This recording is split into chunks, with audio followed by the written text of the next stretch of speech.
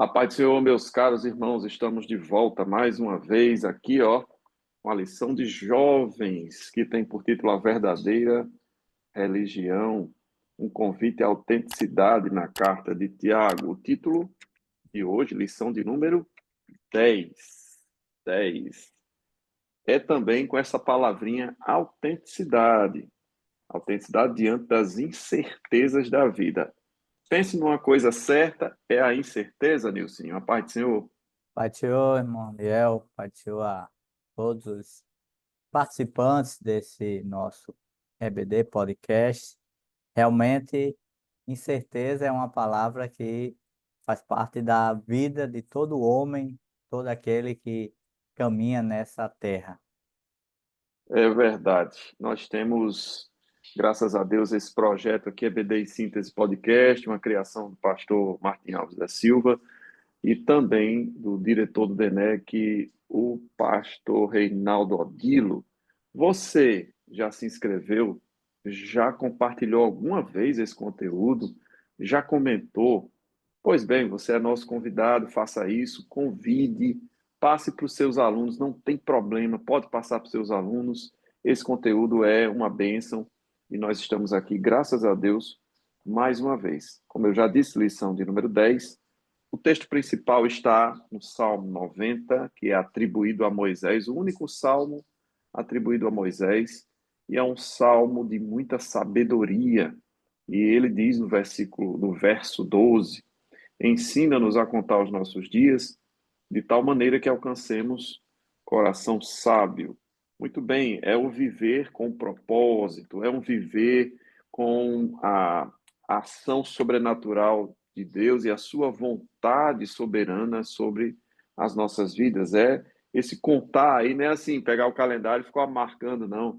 É examinar, é prestar atenção, é aprender a cada dia, crescer espiritualmente. É isso que o salmista Moisés, aqui no caso, quis dizer. A lição tem três objetivos, que tem, por exemplo, destacar a soberania de Deus, isso é um ponto fortíssimo na lição, porque ao falar em incertezas, a gente vai falar de tempestades, de dificuldades, e Deus é soberano. E quando eu digo que ele é soberano, é porque a palavra final é dele, é porque o plano é dele, porque ele escolhe caminhos para pessoas.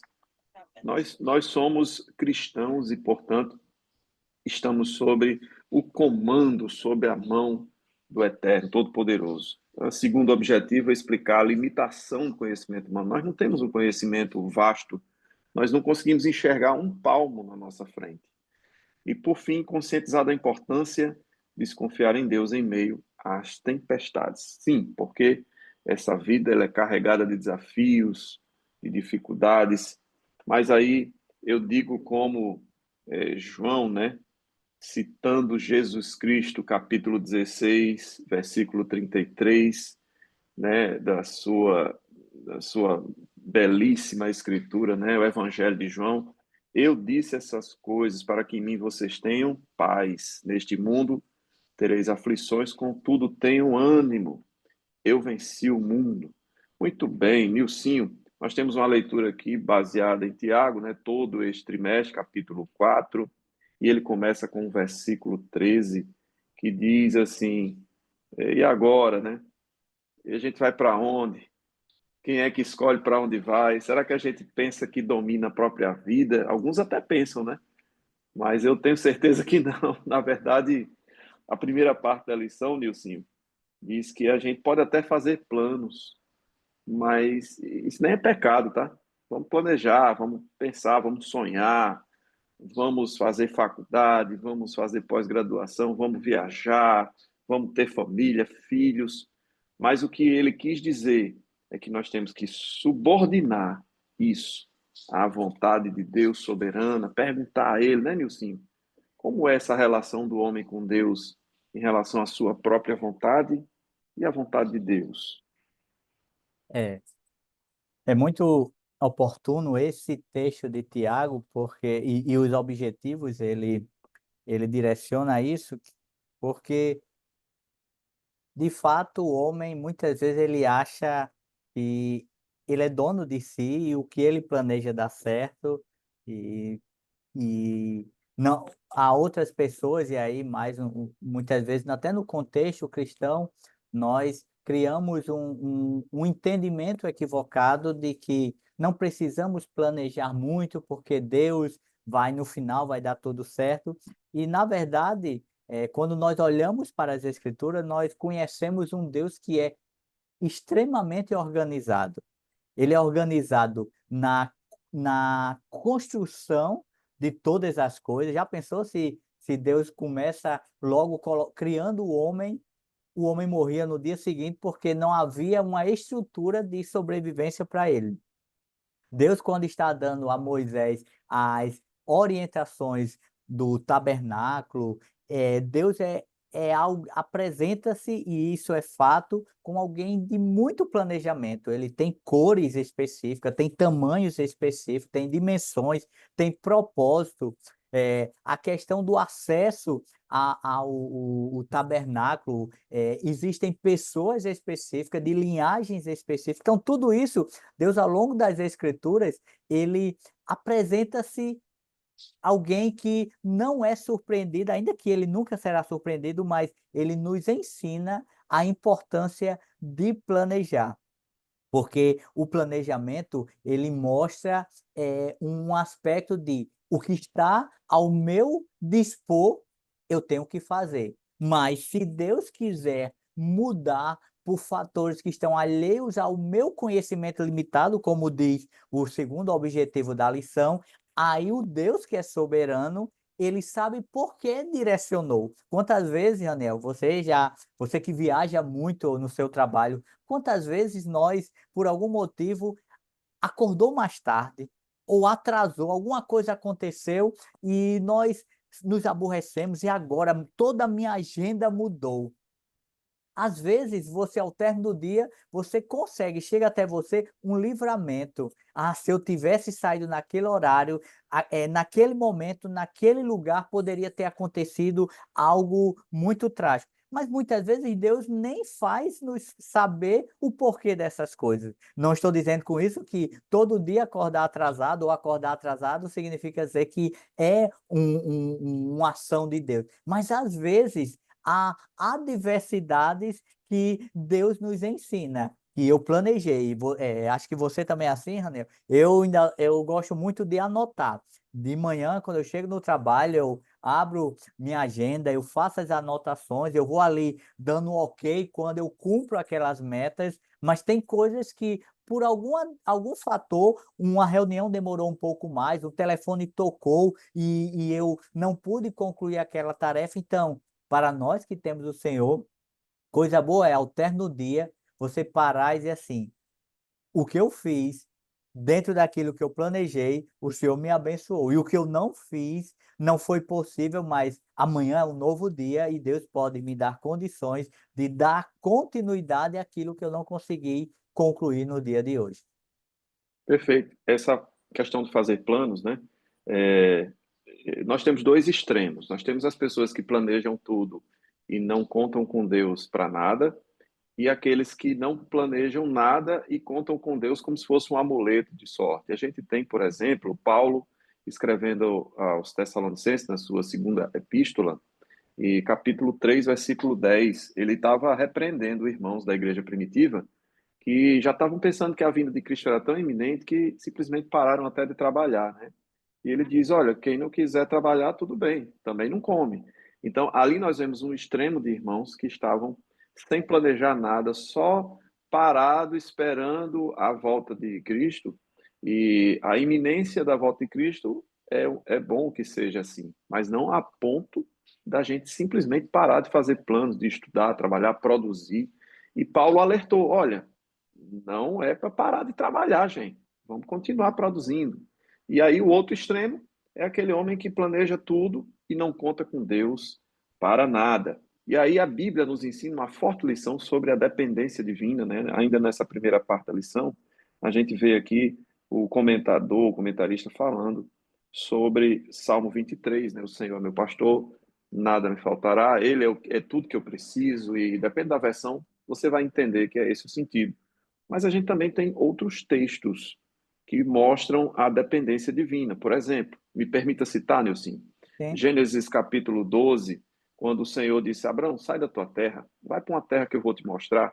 Uma pessoa ansiosa, uma pessoa que não aprendeu a confiar em Deus, iria ficar: peraí, mas como é que eu vou sair se eu não sei para onde eu vou? Né?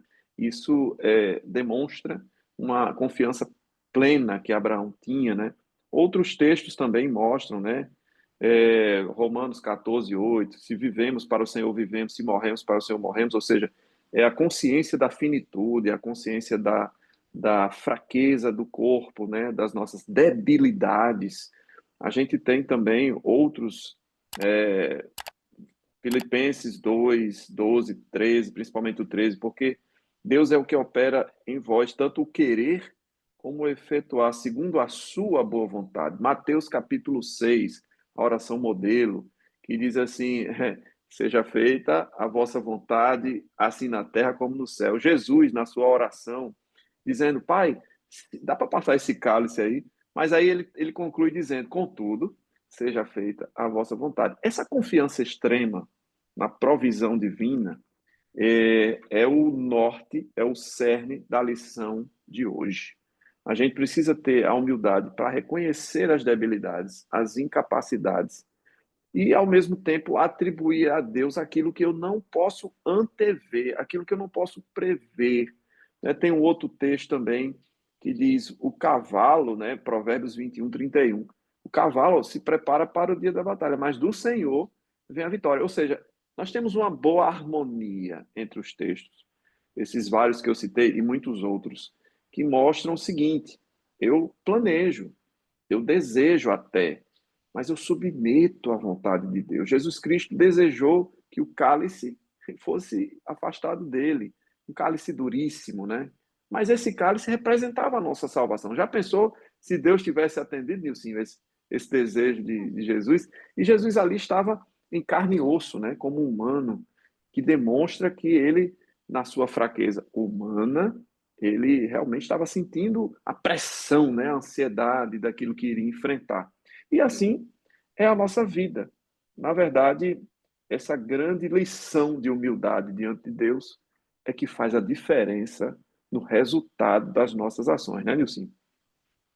endossando esses versículos que você falou, também eu queria citar o Salmo 20, quando o salmista diz que uns confiam em carros, outros em cavalos, mas nós faremos menção no nome do Senhor. Ou seja, o salmista está dizendo que, enquanto que outros estão confiando no seu braço, no seu poder, na sua capacidade, nós confiamos, mesmo tendo muitas vezes poder, tendo governo, tendo condições, mas a nossa confiança está no Senhor. Como também Romanos 8, 28, que eu acho que é um versículo muito intrigante, quando Paulo diz que todas as coisas cooperam para o bem daqueles que amam o Senhor. E essas todas as coisas incluem também os nossos sofrimentos, as nossas dores, as nossas perdas, mas saber que nós servimos a um Deus que é soberano e nos traz quietude diante das adversidades. Esse primeiro tópico, quando ele fala de humildade diante de Deus, é reconhecer, é como diz o dos objetivos da lição, quando eu entendo que quem eu sou diante de Deus, quando eu entendo que eu não tenho governo, não tenho controle de nada, que quando eu compreendo que todas as coisas que acontecem, até mesmo para nós estarmos aqui, Aniel, fazendo uso da tecnologia para que essa tecnologia alcance pessoas, mas veja como isso é tão profundo, o governo de Deus, e nós precisamos reconhecer a grandeza de Deus, porque Deus sabe quem são as pessoas que serão alcançadas por intermédio desse encontro que nós estamos aqui online. Deus sabe quantas pessoas serão alcançadas, as necessidades dessas pessoas e os propósitos de Deus na vida dessas pessoas. Talvez alguém que não seja um professor da classe de jovens, não seja um aluno da classe de jovens, de repente está ali navegando e aparece, olha um vídeo e vê Raniel e ver uma outra pessoa, no caso eu, só olha, vou olhar aqui o que isso tem a ver, e de repente Deus pode ali estar ministrando ao coração. Então, nós precisamos ter humildade que o que nós fazemos, ele só acontece diante da grandeza, da soberania e da graça do Senhor. Perfeito. Ele é grande, ele é soberano. Agora a gente precisa reconhecer. A gente reconhecendo ou não, ele continua sendo, mas aqui cabe uma lição sobre como devemos nos comportar diante dessa presença. E eu quero resgatar aqui o texto do Sermão do Monte, Mateus capítulo 5. Nós temos aí 9 bem-aventuranças, né? Igual os 9 gomos do fruto do Espírito, né? Não à toa tem uma relação muito forte, Gálatas 5, 22 com Mateus 5. Mas ele diz no versículo 3, bem-aventurados os pobres de espírito. Essa expressão pobres de espírito, você olhando no original, comparando com escritos do Mar Morto até, uma expressãozinha que se perdeu ao longo do tempo, mas ela quer dizer, no original, a nave roar, que é, o roar é espírito, e a nave, aqueles que se encurvam, ele está querendo dizer o seguinte, os pobres de espírito são aqueles que se encurvam diante do soprar do Espírito Santo.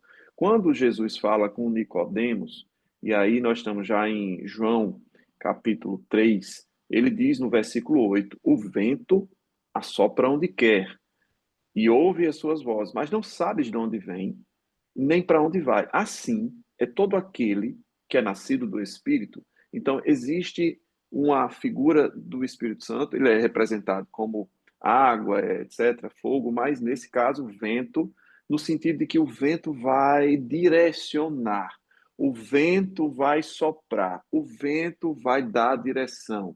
E aqueles que se encurvam, se deixam levar por esse vento, serão bem dirigidos pela vontade do Senhor. E aí a harmonia do texto entre Mateus, entre João, no sentido que nós, que somos crentes, que somos filhos de Deus, precisamos nos encurvar humildemente à vontade de Deus, a este soprar de Deus. Muito bem, na segunda parte da lição, caminhando um pouco mais além, a gente vê que há uma limitação do conhecimento humano, né? Se a gente olhar na discussão do livro de Eclesiastes, tem várias perguntas sem resposta, é um livro filosófico, né? Mas aqui também no livro de Tiago, capítulo 4, versículo 14, ele diz: Você sabe o que vai acontecer amanhã? Você não sabe. A sua vida é como um vapor, né? Ela vai e se desvanece rápido e tal. Então, essa brevidade da vida, né, que o próprio Salmo 90 lá de Moisés fala que alguns, né, pela sua robustez chegam a 80. Hoje a gente até vê pessoas chegando aos 90, aos 100, mas não é comum. Que a palavra de Deus quis dizer é o seguinte, amigo, você está pensando que 70 anos é muita coisa, 80 anos não, você vai viver muito pouco diante da eternidade. É isso aqui diante da eternidade. E você pensa que sabe alguma coisa, você sabe muito pouco. Então, essa limitação do conhecimento, junto com a imprevisibilidade do futuro, nos faz ainda mais dependentes de Deus, né, Nilson? É verdade.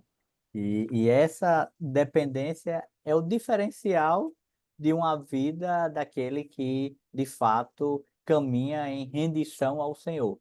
Porque muitas vezes, Raniel, essa palavra rendição, ela é bonita, mas é difícil de ser colocada em prática, né? Porque diariamente nós estamos diante de situações em que podemos fazer uso dos nossos talentos, das nossas forças ou até das nossas influências.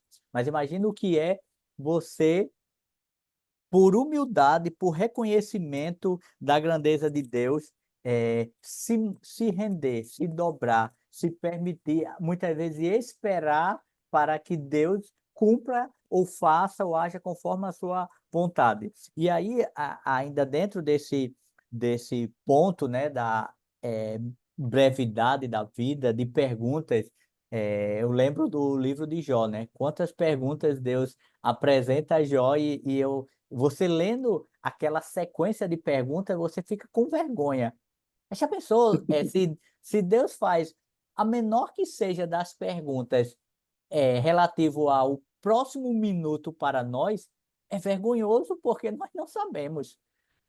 Nós não temos Ele fez 70 perguntas. 70 perguntas e eu acho que quando chegou na segunda, na terceira, Jó vai se rendendo, se humilhando, se envergonhando, porque, de fato, às vezes a gente fala muita coisa, mas se Deus fizesse qualquer que seja a pergunta diante dos nossos questionamentos, o rosto fica vermelho, o fogo sobe, o suor, a temperatura, a pressão, porque nós não temos resposta. Essa é a grande questão. As perguntas do Senhor, sem o Senhor nós não temos resposta. Imagina quando os homens quiseram colocar Jesus contra a parede, perguntando como é que ele faz aquilo. Aí o Senhor lança ali uma questão sobre João Batista. E aqueles homens é surpreendido diante de uma situação que eles dizem: se nós dissermos que João Batista era alguém, um qualquer, opa, esse povo pode se voltar contra nós. Se nós dissermos que ele era um homem de Deus, por que vocês não acreditaram? Não, nós não sabemos. E Jesus diz: eu também não sei. Então, as perguntas de Deus para nós são perguntas que nós não temos. A compreensão nossa é muito limitada. É por isso que Deus ele faz as perguntas e dá a resposta. É como servir. Deus lhe chama para servir, que ele lhe dá as estratégias para servir. Porque lhe chamar sem a direção de Deus, você não faz. É, é interessante que você citou aí o livro de Jó, né? E o livro de Jó é um livro curioso, porque ele é tido como um dos livros mais antigos da Bíblia, talvez o mais antigo, não se tem certeza. Ele se passa ali pela Mesopotâmia, é uma das civilizações mais antigas. Mas eles discursam sobre conceitos que não sei como eles tinham, tipo, falar das constelações, da Ursa Maior e não sei o quê. Aquilo já era um conhecimento prévio que cá para nós eu acredito que tinha sido passado pelo próprio Deus para o homem, né? Sim. Naquela tradição oral antes da lei e tal. Mas as perguntas que Deus fez, as 70, eles têm temas como cosmologia, oceanografia, meteorologia, astronomia, zoologia. Ele pegou um pouco pesado com o pobre do Jó, né? Porque assim, se você faz uma pergunta dessa hoje, já não se conseguiria responder. Avalie há alguns Naquele mil anos contexto. atrás, né? Mas o fato é o seguinte: não vamos discutir aqui conhecimento humano, nem usar a inteligência artificial para tentar responder. Esse não é o objetivo, né, Nilson?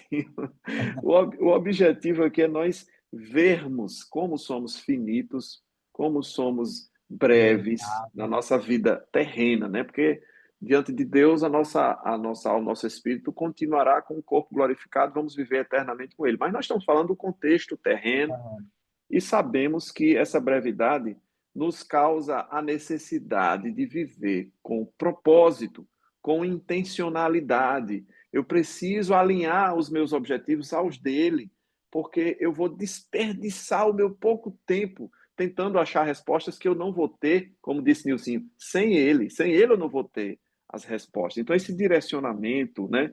E aí eu vejo que E Deus, né, com os grandes homens, ele deixou essa ponta de incerteza. Não há nenhuma história dentro da Bíblia que Deus entregou um plano completo para alguém, dizendo: daqui até aqui já passarão aí 50 anos, não precisa mais falar comigo. Ora, mas isso é o contrário. Deus incentivava os homens a falarem diariamente. A oração modelo era a oração do pão nosso, que era de cada dia. A necessidade dos homens saírem para pegar o maná era diária. A necessidade dos homens sacrificarem, tinha o sacrifício da manhã, o sacrifício da tarde.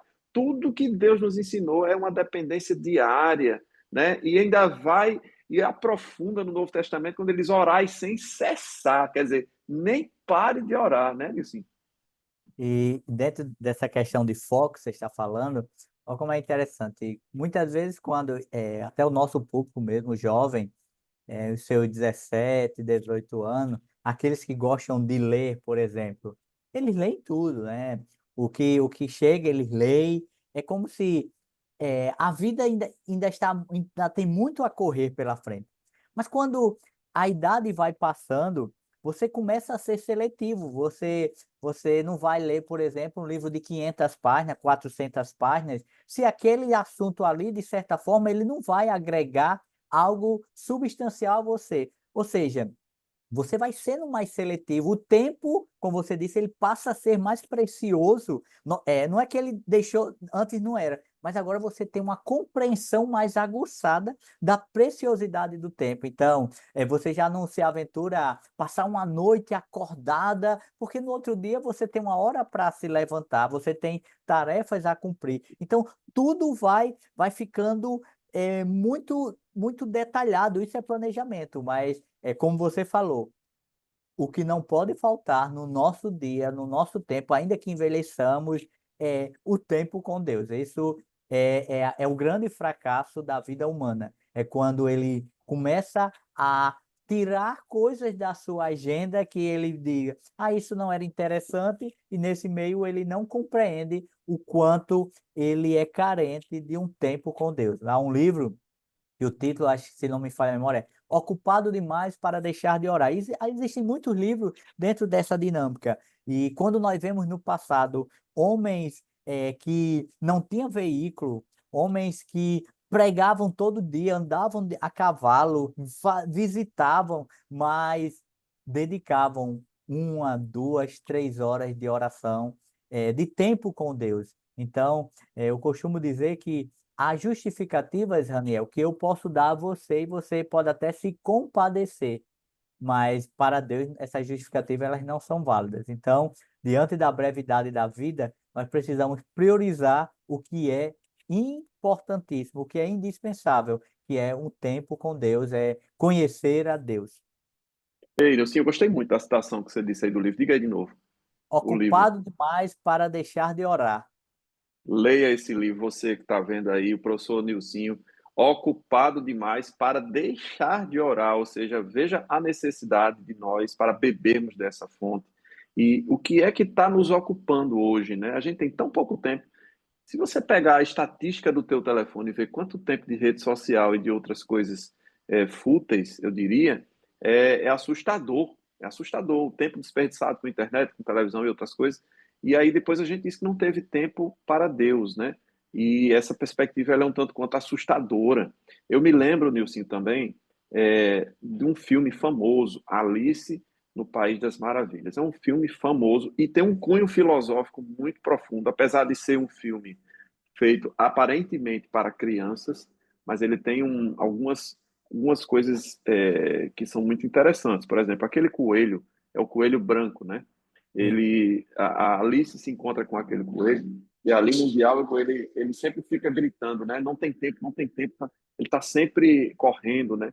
E aquele coelho, sempre aflito, correndo, ele representa a passagem inevitável do tempo. Veja que coisa interessante. A gente age como aquele coelho, sim. A gente diz assim, vamos orar, vamos buscar a Deus. Não, não, amanhã tem que acordar cedo, esse culto está demorando, a gente se apressa, a palavra diz não se apresse a sair da presença, né? Mas a gente faz exatamente como aquele coelho, né? E você vê como é interessante, Raniel, se você parar para pensar um dia, nós temos 1.440 minutos. Se nós dedicarmos 1% do dia, é o equivalente, assim, redondo, né? 15 minutos. E muitas vezes nós não conseguimos dedicar 1% do dia em um tempo com Deus.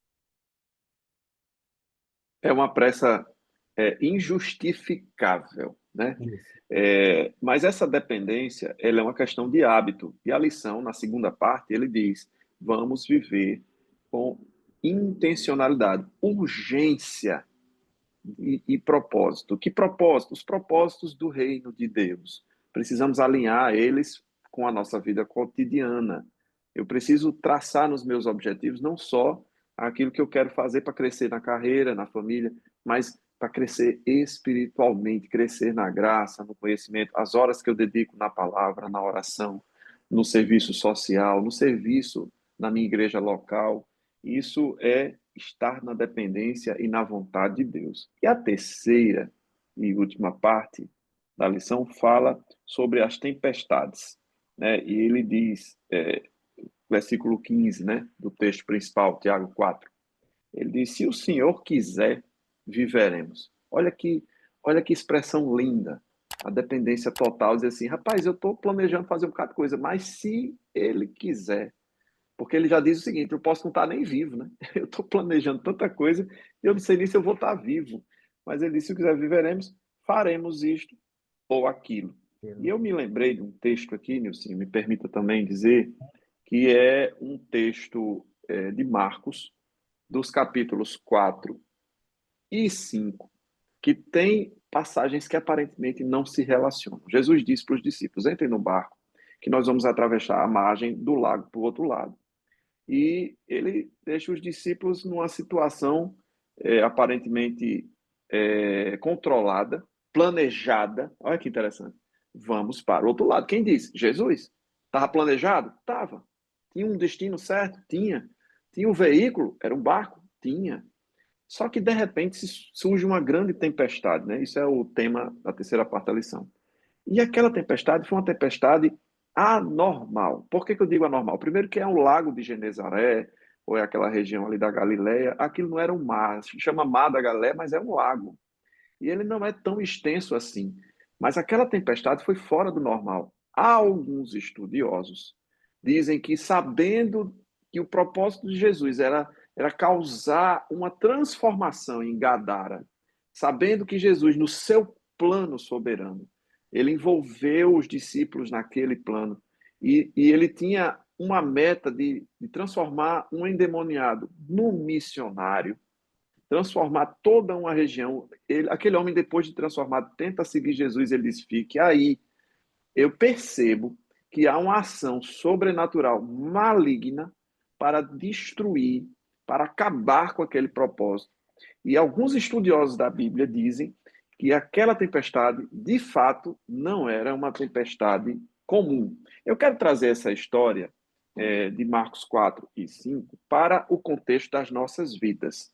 Às vezes a gente pensa que uma tempestade é sinal de pecado, é sinal de algo não planejado, é sinal de algo feito até fora da vontade de Deus. E aqui no texto bíblico a gente vê que mesmo aqueles que seguem fielmente a vontade de Deus passam sim por tempestades. E Tiago deixa isso muito claro, e a gente precisa aprender da palavra de Deus que viver o propósito não é estar isento de lutas. Me diga algo mais, meu querido professor Nilson. Diante do contexto que nós vivemos, essa sua fala é muito pertinente, porque nós criamos uma falsa sensação de que lutas, adversidades e sofrimento, elas não caminham com aqueles que estão com Cristo. Na verdade, a Bíblia diz que o que sucede ao justo, sucede ao ímpio. Mas o Perfeito. diferencial para nós é porque, diante das lutas, das tempestades e adversidades que elas virão para nós em algum momento, por exemplo, a perda de um ente querido é uma dor. Muitas vezes muda o cenário de uma família, de um lar, mas é quase que impossível alguém dizer assim: eu vou passar toda uma vida e nunca ninguém da minha família vai morrer. Algum momento vai ter. Quando você é criança, a morte é como mais ou menos assim, em condições normais. A morte ela não está tão presente. A família está crescendo, uma família nova, mas quando você vai envelhecendo, essa situação adversa e dolorosa, ela vai bater à sua porta. Você vai perdendo entes queridos, um avô descansa no Senhor, é o vizinho que viu você crescer. Isso é natural e dói, é doloroso. E muitas pessoas, diante da perda de alguém que ama, se desespera, entra em processo de adoecimento mental, emocional, e muitas vezes nunca mais. Não é que todas as pessoas entrar no mesmo sistema, mas assim, há pessoas que desacreditam em Deus. Se Deus me ama, por que isso aconteceu? Quando, na verdade, o que Deus nos ensina é que nessas adversidades, o Senhor, ele está conosco. É Ele quem consola, é Ele quem conforta, é Ele que renova as forças, traz esperança para o amanhã, porque nós temos a sua presença e sabemos que isso passa, isso acontece, mas estar no Senhor é saber que há um consolo do alto em toda e qualquer circunstância, seja na perda de um ente querido, seja numa adversidade, um problema de saúde, enfim, ter o Senhor na vida nos faz sorrir diante da dor. É assim ou não é?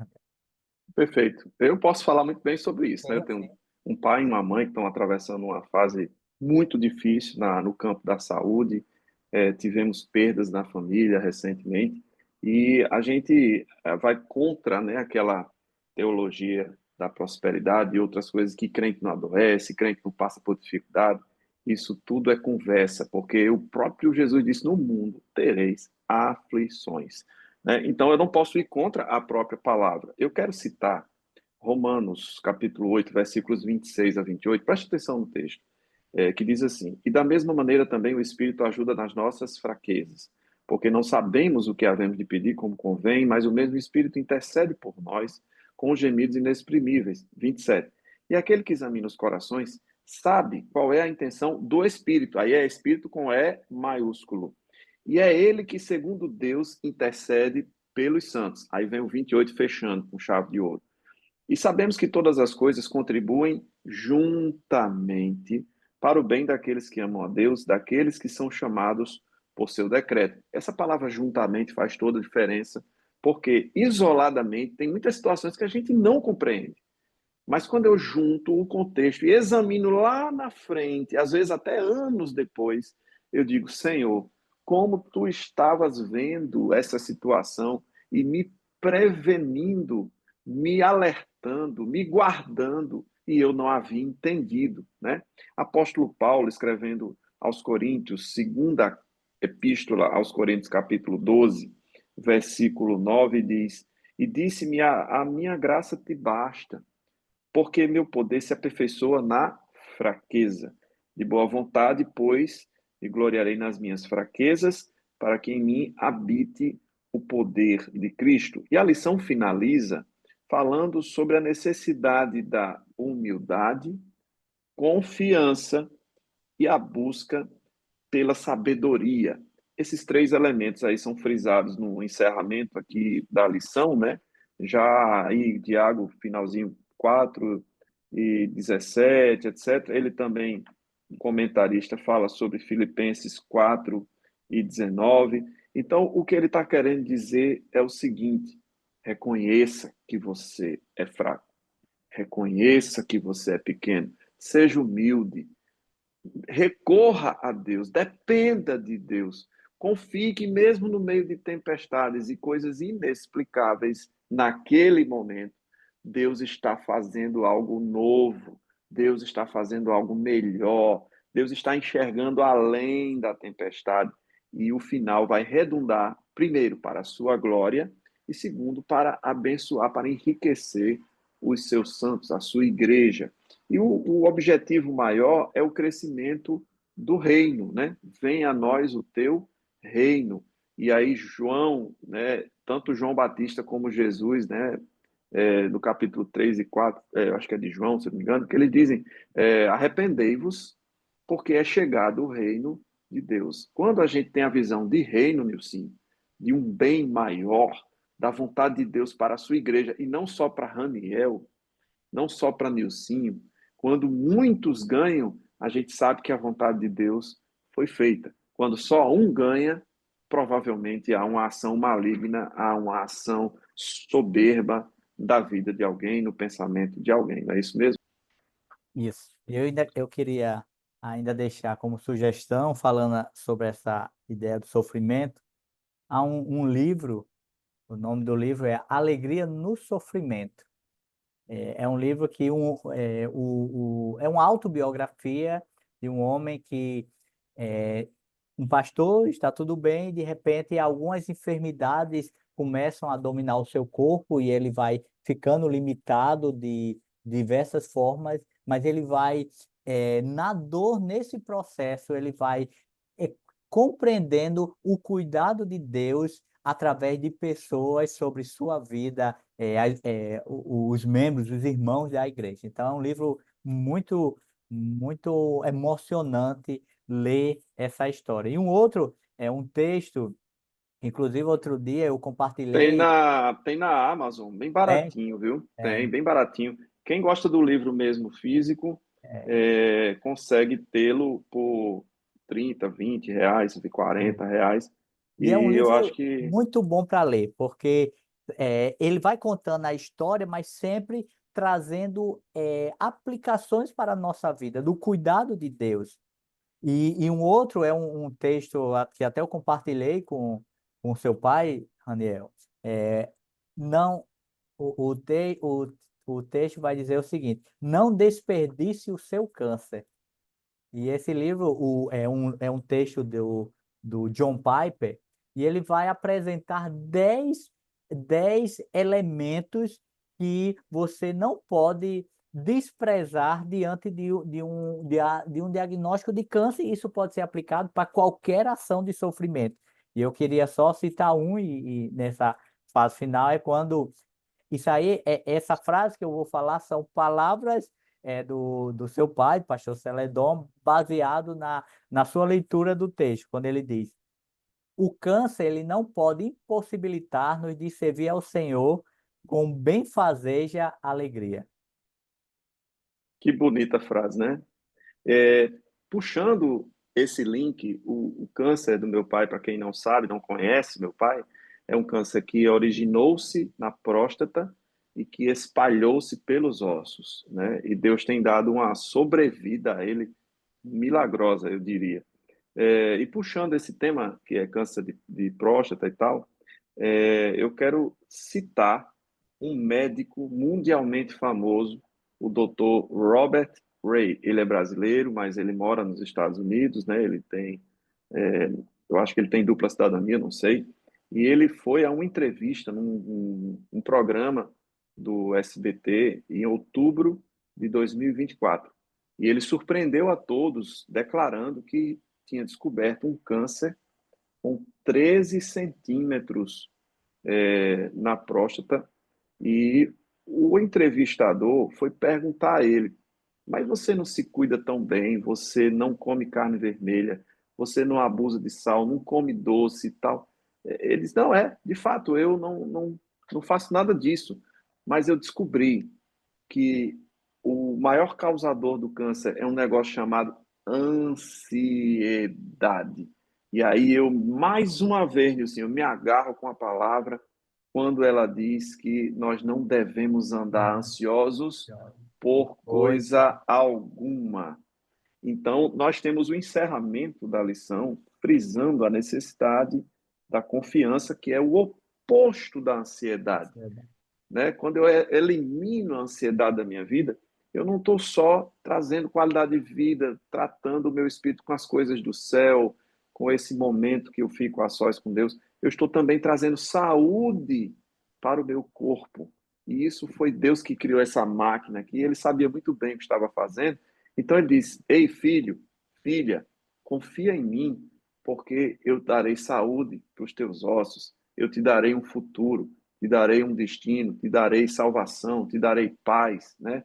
A minha paz vos dou, e eu não vou lá dou como o mundo a dá, né? Então ele segue falando, e quando você começa a casar os textos bíblicos, meu Deus, por que eu estou andando tão ansioso, né? Como é que eu digo que tenho fé? E Hebreus fala muito claramente, escrito aos Hebreus, né? Sem fé, né? Eu acho que é Hebreus 11:6, se não me engano. Sem fé é impossível agradar a Deus, né? Porque aquele que se aproxima de Deus precisa acreditar, precisa crer, né, que ele é fiel, que ele é bom, que ele galardoa, que ele recompensa. Pois bem, eu me dou por satisfeito. Vemos que a lição ela é baseada num texto muito feliz do irmão do Senhor, né, Tiago, e precisa ser aplicado na vida cotidiana. Não é aquele texto que você vai para os teólogos e estuda a origem semântica das palavras. Ele precisa urgentemente ser aplicado no nosso dia a dia. Então, eu quero assim me despedir, agradecer a Deus pela tua vida, Nilcinho, e por você, professor, você aluno, também que tem participado aqui conosco. Deus abençoe a tua vida, abençoe a tua aula e abençoe o teu ministério, em nome de Jesus. A paz do Senhor, Nilcinho. Pai do Senhor, professor Raniel, Pai do Senhor a todos. Até a próxima. Deus abençoe. Amém. Amém. Deus abençoe a todos, em nome de Jesus.